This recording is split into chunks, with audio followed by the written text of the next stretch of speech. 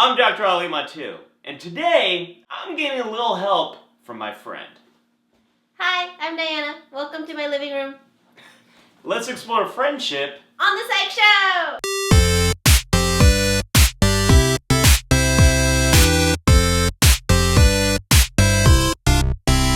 Thanks for joining me as a first ever guest on the PSYCH SHOW, Diana. I'm so excited to be here. Oh my god, I'm my first guest. First guest. Diana's a host of Without a License, an awesome travel channel about traveling here, there, and everywhere. Another Beatles reference, Ali. I'm sorry, Dad. I get into singing mood whenever you and I get together because you and I are karaoke buddies. Turn around. Na na na na na na na na na na na. I don't know. So, are we talking about the psychology of karaoke? No, but that's a really good idea. We should do that sometime in the future. We'll put a pin in that. Yeah. What we're talking about today is friendship. I got a lot of requests from the PSYCH SHOW subscribers about talking about friendship. Okay. And I thought, what other way to do it than by inviting one of my oldest New York friends and the person who taught me everything I know about vlogging. What exactly is the psychology of friendship?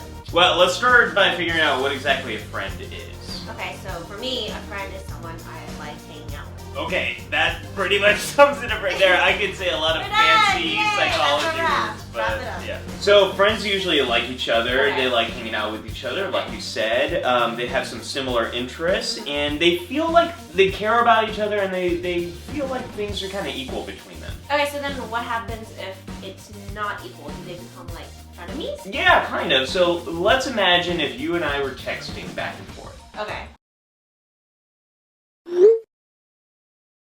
Alright, that would totally piss me off. Yeah, and if you kept putting in more into our friendship than I was, we wouldn't be friends for very long. Yeah, but that wouldn't happen because I know how much you love boba, and we always love boba. Because of you, Diana! You introduced me to that delicious bubble gaga cocoa. I love that stuff so much. Step out of it, Mattu! We have an episode to film! Great, the PSYCH SHOW. Okay, so friendships. They're really important. Psychologists have done a lot of research into these kind of relationships, and they are super influential. Go on. Yeah, okay, well, so being social is kind of like humanity's superpower. Right. And what you learn in friendships impacts pretty much every other relationship you have later in life. So it's kind of like Naruto's training academy where they develop other skills and learn how to use them. Yeah, or like the X-Men Danger Room. They're the training ground for where you figure out how to interact with every other person you're ever going to meet later in life. Which makes sense. Which totally makes sense, right? Friendships also boost your immune system. You will actually recover from disease and illness faster because of friendships. And seeking out your friends after you've gone through some type of psychological trauma is going to help you to recover and grow from that traumatic thing. Okay, so what you're telling me is that playing with friends would actually make you live longer. If that's the case, then why don't we have more recess in school, which is what I've been trying to argue since kindergarten. No one listens to me, so I was right. You're totally right. There's actually research to support what you're saying. The best way to reduce teasing and bullying, improve grades, help kids get along better and feel better about themselves is introducing social skills and helping kids to learn how to interact with each other in school. It's like the best thing you can do. That makes sense, like recess and all that stuff. Your friendships and how you are a friend like changes over time. So what are the differences between being a friend as like a kid versus as an adult? Well, some things are a little different and some things aren't. Some of the things that aren't different, you're probably going to be friends with someone you see often, someone you kind of get to know casually, and someone who you get to share a little bit about who you are. That's true of all friendships, but they do look differently at different ages.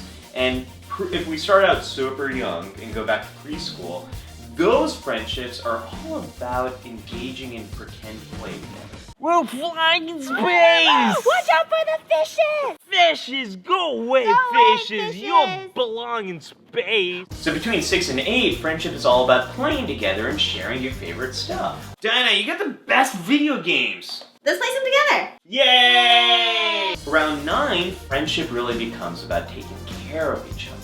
Why are you so sad, Ali? Everyone keeps calling me Prince Ali Ababa and it's making me really sad. Why are you sad about it? They're calling you a prince. Princes are cool, like the Fresh Prince of Bel-Air. Oh, yeah! Now Yeah, that's that the story all anymore. about how. Everything becomes more complicated when you become a teenager. Oh my god, don't even remind me. Like, every little stuff when I was a teenager was just blown out of proportion because it was just the end of the world. Yeah, a lot of drama, and that's because teenagers use friendship to kind of figure out who they are and to learn how to overcome conflict. I don't know if I want to go to the dance. I mean, Tom asked me, but I kind of want to go with Damien. But he just broke up with Brittany, so it's like I don't want people to look at me and think that I'm the reason why they broke up. It just looks bad on me, you know? I thought you were going out with Brendan. Brendan's boring. Diana, you need to stop being such a picky little Bite me. So friendship continues to be important in your adult years, but one of the transitions that happens is once you find a romantic partner, you start to invest a little bit less in your friendships. And then if you have kids, it gets even harder to stay in touch with your friends. Yeah, that's where kind of I am right now because I'm a young adult and it's duly noted for the future when I do have kids and all that stuff. But what about later in life, like past that? That's what's really interesting. So we know that adults tend to have less friends than teenagers and kids, but some of that changes when you become an older adult. And as you don't have the responsibilities of family and of taking care of kids, then friendships start to become really important again, and it's a way of staying in touch with the community. Remember that time we tricked Murray into listening to that Justin Bieber musician? When that baby started playing, old Murray didn't know what was going on. No. How do you actually make friends? Because what's step one in your friends? 'Cause We should probably cover that because that is the title of this video. Yeah, okay. Step one of becoming a friend. How to make friends. Step one. The first step here is to become a familiar face. Okay. There's a lot of research behind this. We like people that we see often. No matter what you do in your life, you probably have some type of routine, whether it's going to preschool, going to karate class, going to a coffee shop, some type of study group, a class, going to work, whatever it is, there's certain things you do often. As you continue to do that, you're going to see people on a regular basis. Those are really good people to potentially seek out as friends. Once you become a familiar face, how do you move on from like stalker to friend? Good question. All right, so the first thing you want to do is you want to start some conversations.